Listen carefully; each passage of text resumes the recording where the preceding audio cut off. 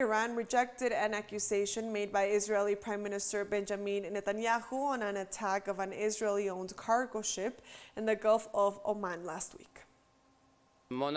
We strongly reject the accusation made by Israeli Prime Minister Benjamin Netanyahu of attacking an Israeli-owned cargo ship. We feel that all the actions the occupying regime of Quds has committed over the past month in the Iranian security realm are extremely suspicious. We are closely monitoring them, and if something happens, we will give a proportionate response. The Persian Gulf and Sea of Oman are our definite security territories. We will not allow them to provoke fear-mongering by such remarks. The Prime Minister of Israel suffers from an obsessive mental disorder towards Iran.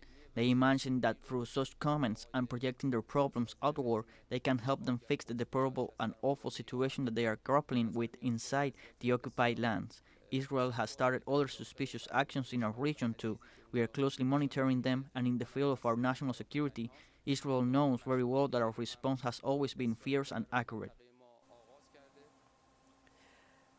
Iran's foreign ministry spokesman also said that the country will not have bilateral talks with the U.S. until it fulfills its commitments in the nuclear deal.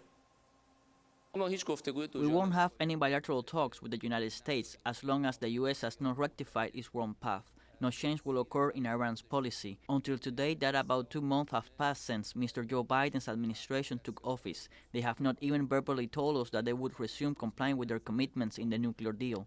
This is really a historic change for Mr. Biden's administration to push ahead his electoral campaign in a particular direction, but now we are encountering a different government than what they claimed. If the United States wants to have a place at the nuclear deal's table, it must first return to implementing the Resolution 2231 and also effectively remove the sanctions. This path does not require any negotiations or give and takes.